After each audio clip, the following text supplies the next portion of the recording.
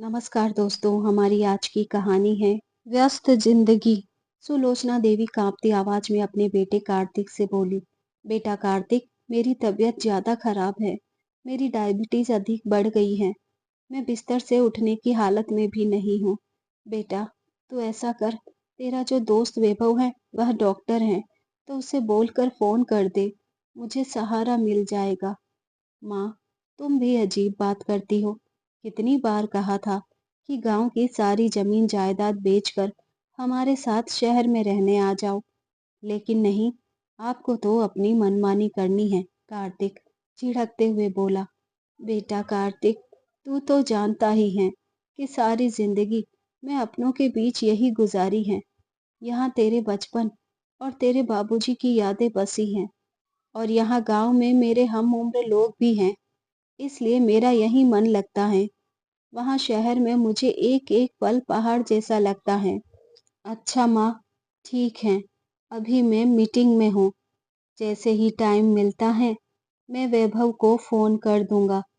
तब तक आप अपना ध्यान रखिए, या फिर अपनी बेटी सिमरन को बुला लीजिए।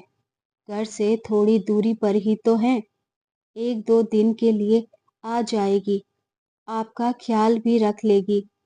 मैं आने की कोशिश करूंगा। तब तक आप अपना ध्यान रखिए। माँ, आप बुरा मत मानना, मेरी मजबूरी है। मुझे ऑफिस से छुट्टी नहीं मिलेगी।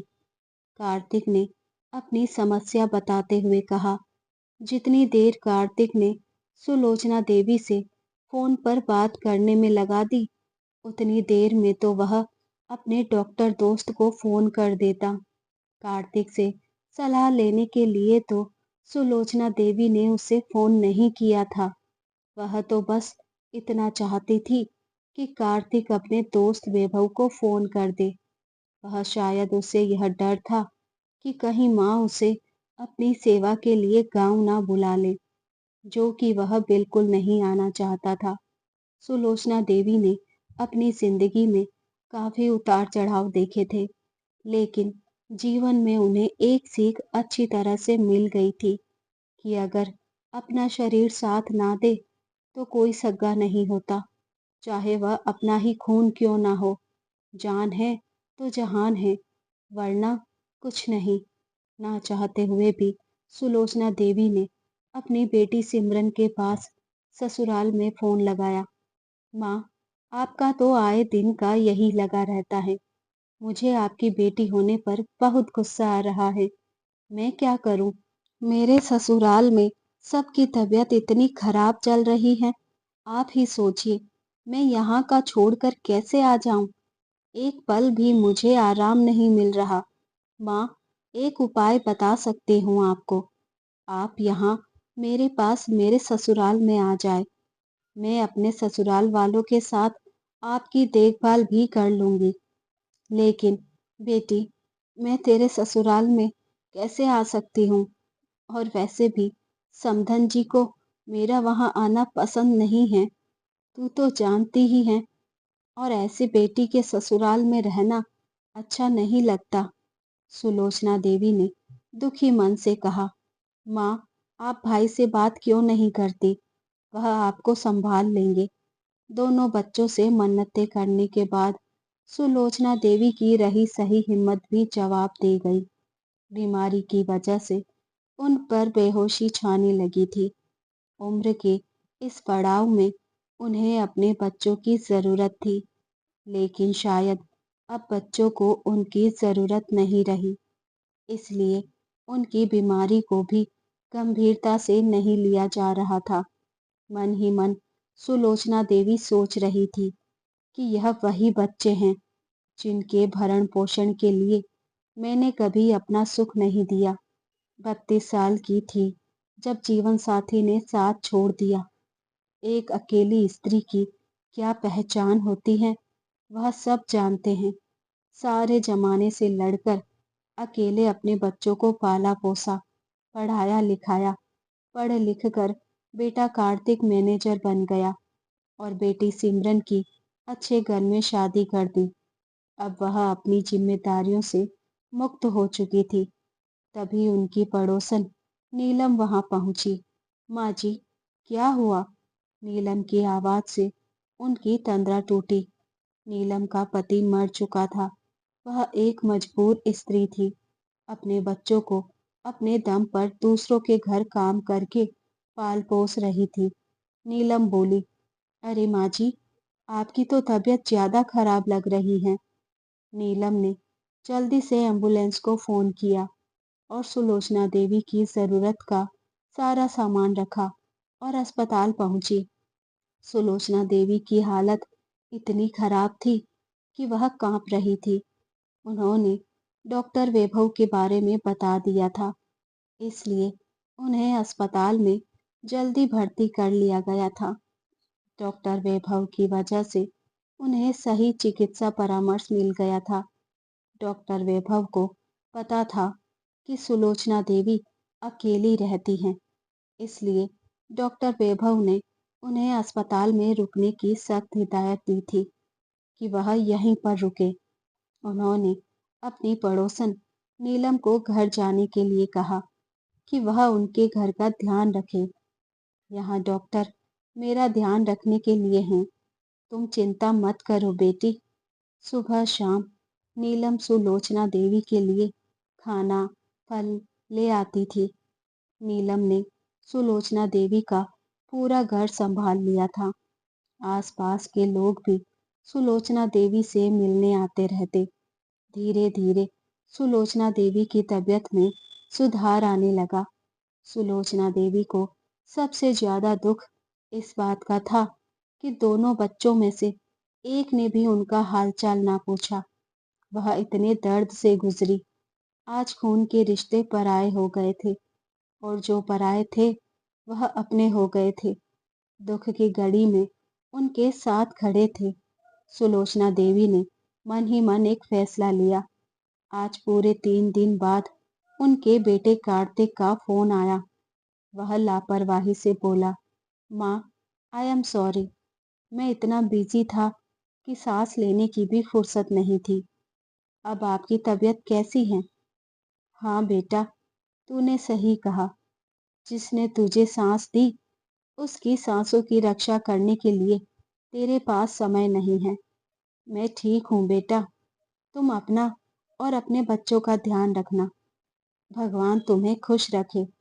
इतना कहकर दुखी मन से सुलोचना देवी ने फोन रख दिया। पूरे 10 दिन बाद सुलोचना देवी अपने घर आई। नीलम ने पूरा घर साफ करके रखा था।